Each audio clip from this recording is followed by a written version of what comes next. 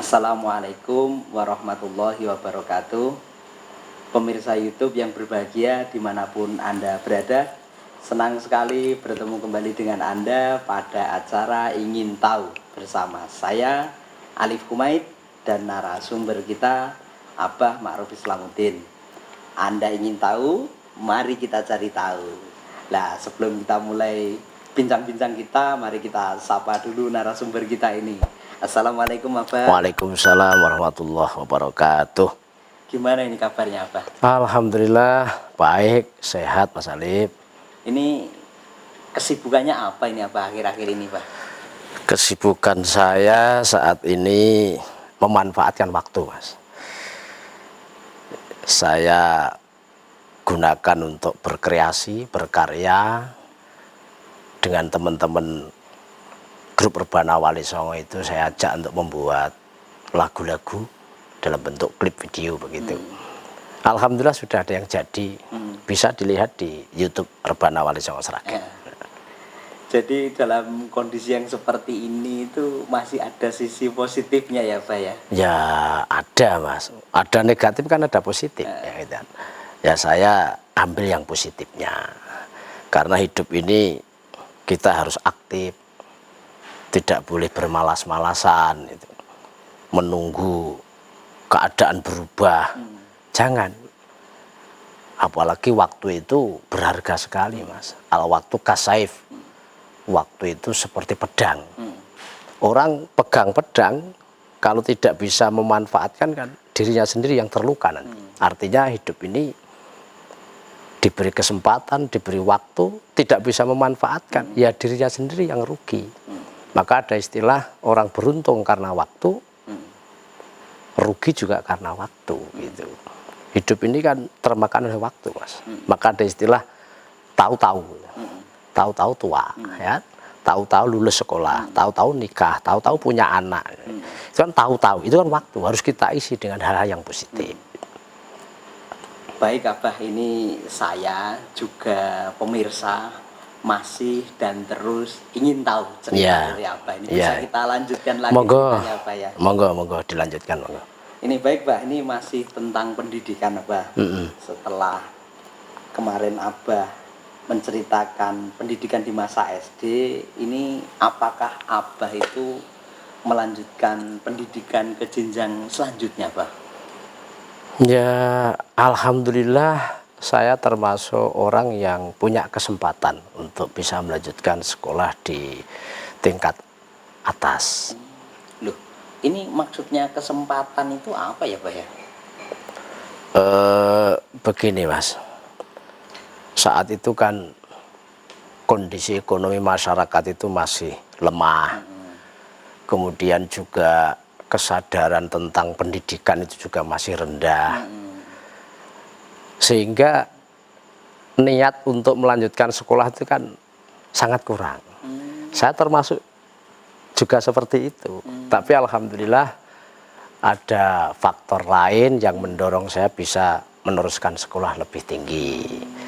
Di antaranya ya dulu pernah saya sampaikan, saya itu punya sakit gatal itu Mas. Wong anaknya petani kok nggak bisa ke sawah itu karena sakit itu, terus mau bekerja apa kan begitu. Yang kedua kebetulan juga kakak saya itu pulang merantau dari Samarinda, dari Kalimantan itu. Kok sekitar hanya 1 bulan itu pulang lagi itu loh, dan nggak membawa hasil. Kakak saya cerita cari pekerjaan di sana itu susah, ya gara-gara pendidikannya rendah. Kalau istilah sekarang ya ijazahnya nggak laku karena kurang tinggi pendidikan. Nah itu terus diceritakan keluarga termasuk saya dimotivasi oleh kakak saya itu.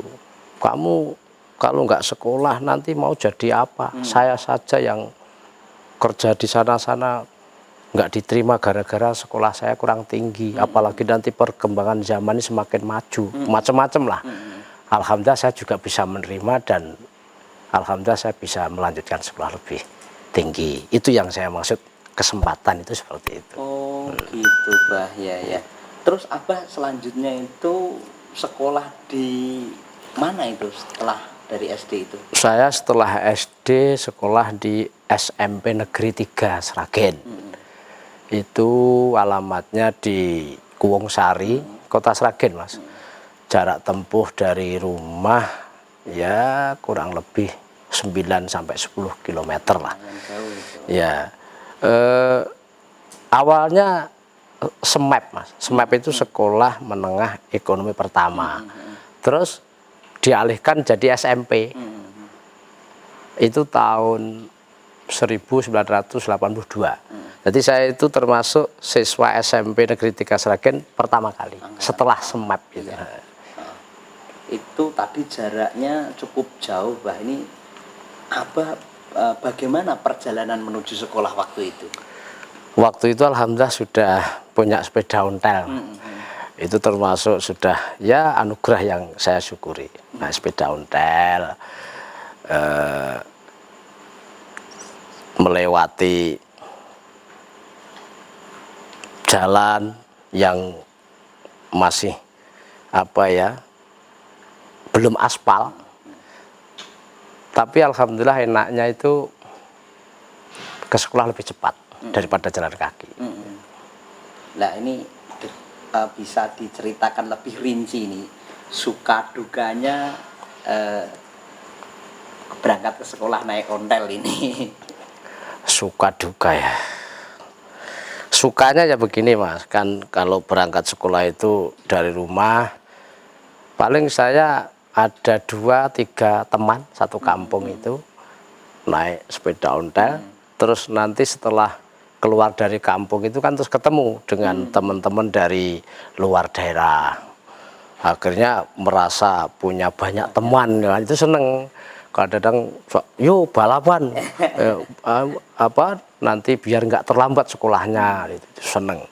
Tapi ya itu, Mas, kalau musim penghujan itu wah terus jalan becek, kadang sepeda itu harus dibersihin begitu. Bahkan malah pernah terjadi jalan nggak bisa dilewati sepeda, itu sepeda dipikul. Diangkat ya? Iya, sepatu dilepas. Ya. Nanti pakainya sepatu itu kalau sudah di Nglangon itu, Mas, jadi pinggir kota, itu rame-rame nyuci sepeda gitu, iya. Terus di kalen itu, Mas, kalen kalau sekarang irigasi ya, itu. Kalau sudah sepedanya bersih, pakai sepatu, terus kita sudah nginjak jalan aspal menuju sekolah gitu. Loh, nah waktu itu Abah cerita sering banjir ya. Gimana kalau berangkat sekolah kalau kondisinya banjir itu naik apa itu, Bah? Kalau Banjir ya otomatis nggak bisa bawa sepeda, Mas, harus jalan kaki. Kalau banjir unik memang, Mas. Jadi tahu banjir itu persiapannya ya berangkatnya mesti harus lebih awal karena nggak bawa sepeda. Terus sepatu, kemudian tas, seragam itu tidak dipakai dari rumah. Tidak dipakai dulu. Ya dibawa gitu, terus pakai pakaian ganti gitu. Nanti kalau sudah di luar kampung, biasanya di desa Pandak itu bertemu dengan ibu-ibu yang mau berangkat ke pasar itu kan, itu akhirnya saling tolong menolong, unik, Mas. Jadi saya dan teman-teman itu bisa nitip sepatu, nitip tas, nitip seragam ya di keranjangnya ibu-ibu itu yang digendong itu. Nah, saya ikut membantu membawakan. Sambil menyusuri sungai itu. Iya, jalan grup. Kadang sambil nyanyi-nyanyi juga, Mas. Gembira suasananya, ya. Itu. Terus rasanya kok menyedihkan sekali itu, Pak ya? Iya, saya kira malah asik, Mas, malah asik. Kalau nasibnya beruntung, Mas. Istilah saya nasib beruntung itu kadang-kadang setelah membantu membawakan itu saya dikasih uang saku kok. Iya. Kalau boleh tahu ini, mohon maaf nih, berapa ini, Pak, waktu itu? Ya, waktu itu masih sekitar Rp5, Rp10 itu sudah, kalau zaman sekarang sudah dapat nasi 1 piring untuk sarapan Mas itu. Lah itu berarti artinya banjir itu tidak menghambat Abah untuk berangkat ke sekolah jadinya ini. Ya tergantung Mas. Kalau banjirnya besar dan tidak bisa dimungkinkan untuk masuk sekolah ya terus nggak sekolah Mas. Lah mau naik apa lewat mana nggak bisa. Nggak sekolah ya nggak izin. Kalau mau izin ya susah wong saat itu izin itu harus pakai surat ditulis dan dititipkan teman. Sedangkan teman sendiri juga kebanjiran, sama-sama nggak sekolah. Ya sudah, akhirnya nggak masuk sekolah. Tapi untungnya itu Bapak Ibu guru tahu Mas, tahu sehingga maklum. Meskipun ditulis alfa tapi ya nggak dimarahi. Kan kalau banjir itu bisa dilihat dari Nglangon tuh Mas, jadi kayak lautan gitu, iya gitu. Nah, berarti pengalaman kebanjiran ini sering terjadi Pak ini? Ya hampir bisa dipastikan kalau musim penghujan itu banjir. Nah, ada nggak pengalaman waktu banjirnya parah itu kira-kira Abah itu sampai nggak bisa pulang ke rumah gitu, ada nggak Pak pengalaman yang seperti itu? Kalau yang saya alami alhamdulillah tidak pernah. Alhamdulillah setelah kakak saya itu nikah, kebetulan domisilinya di wilayah Tangkil sebelah selatan sini, jadi nggak kebanjiran. Jadi saya kalau saat banjir nggak berani pulang ke kampung, ya pulangnya ke rumah kakak saya itu. Alhamdulillah ada solusi ya. Berarti ya. Wah ini unik sekali nih, lika-liku cerita Abah di masa awal remajanya inilah. Ini pelajaran apa ini Bah yang bisa disampaikan kepada saya juga pemirsa YouTube ini yang bisa kita ambil hikmahnya begitu ya? Pelajaran Mas ya. Ya kalau mendengarkan cerita tadi, anak-anak sekarang atau generasi sekarang ya kayak terkesan rasanya itu kok berat, susah gitu. Tapi bagi saya dan teman-teman waktu itu ya biasa-biasa saja Mas. Ya pelajarannya kita bersyukurlah kepada Allah SWT karena manusia itu dianugerahi oleh Allah bisa beradaptasi yang sangat luar biasa. Maka ada istilah bisa itu karena terbiasa. Ya seperti sekarang Mas, kita kan kondisi ada corona ini kan dianjurkan supaya di rumah saja. Ini kan awalnya juga susah Mas, karena belum terbiasa. Kalau sudah terbiasa berminggu-minggu bahkan sudah berbulan-bulan, akhirnya kan juga biasa saja gitu loh. Apalagi pelajaran yang bisa kita ambil lagi, hidup ini kan semuanya menginginkan jadi orang baik. Orang baik itu ya harus melakukan hal-hal yang baik.